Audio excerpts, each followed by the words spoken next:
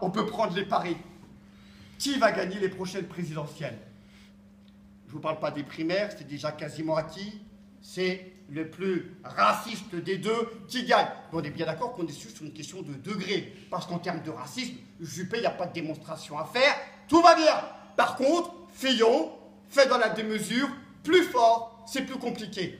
Alors, pour le coup, c'est pas un scoop. Celui ou celle qui gagnera la présidentielle 2017 aura été, non pas celui qui aura le meilleur programme social, ça se saurait, aura été celui qui aura été le plus convaincant sur la question de la fameuse identité. Tu te rappelles, identité, c'est un mot caché. De la fameuse haine de l'autre, du fameux racisme. Et de ce point de vue-là, je vous assure, on suit de près Marine Le Pen. Je vous jure qu'elle s'inquiète. Elle risque d'être doublée sur sa droite avant la ligne d'arrivée. Parce qu'ils sont tous balèzes dans la surenchère raciste. On a l'impression à chaque fois qu'on a touché le fond, mais comme disent certains, l'histoire n'a pas de fond.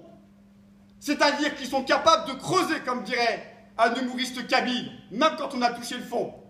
Très concrètement, on va avoir un scénario de combat entre des coqs racistes pour appliquer un programme raciste dès 2017, sans parler de la casse sociale qui ira avec. C'est ça que nous avons au programme aujourd'hui.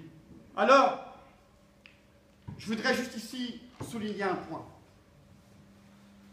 On est un paquet à s'interroger quand même sur l'histoire qu'a marqué ce pays et pas que. Comment dans les années 30, l'antisémitisme, le fascisme, le nazisme a pu gagner autant les esprits. Je ne veux pas faire ici de raccourcis. Je ne veux pas dire ici que les histoires se répètent.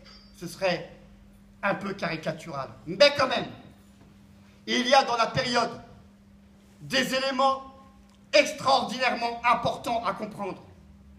C'est qu'en plein moment où il y a une régression sociale, des attaques sociales sur tous les plans, pour pouvoir faire passer justement ces attaques-là, il y a des catégories de la population qui sont visées. Et du coup, Ionesco parlait de cornes de rhinocéros dans son bouquin qui s'appelle Rhinocéros, où il explique que le totalitarisme, c'est à l'image de cette corne qui pousse. Les gens ne le voient pas.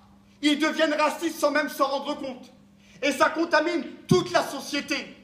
On en est là. Il y a des éléments fascistoïdes qui sont présents aujourd'hui. Et on le dit. Et on ne va pas se cacher. Il y a des grandes questions. Est-ce que la France est raciste ou pas? Oh ben non, quand même. C'est la France des droits de l'homme.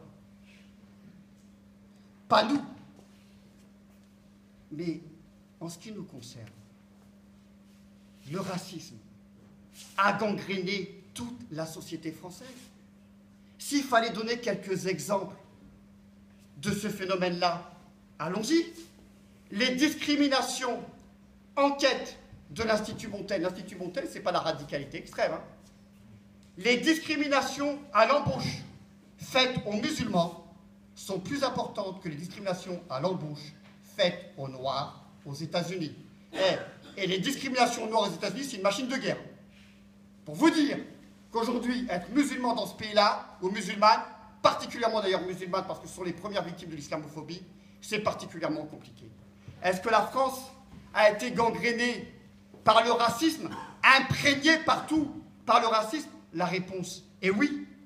Il suffit de voir cet épisode de cet été où des policiers sont capables de soulever une femme pour sa tenue de bain. Paraît-il, pas acceptable. Mais le pire, c'est lorsque des badauds en maillot de bain, applaudissent les policiers pendant qu'une femme est soulevée au prétexte qu'elle porte une tenue de bain non adéquate. En réalité, l'objectif, c'est juste invisibiliser tout ce qui pourrait renvoyer à une dimension religieuse. Chevènement ne s'est pas trompé. On se demande d'ailleurs pourquoi il a eu cette place éminente aux responsabilités en lien avec la religion musulmane. Mais en tous les cas, il a fait le job. Le premier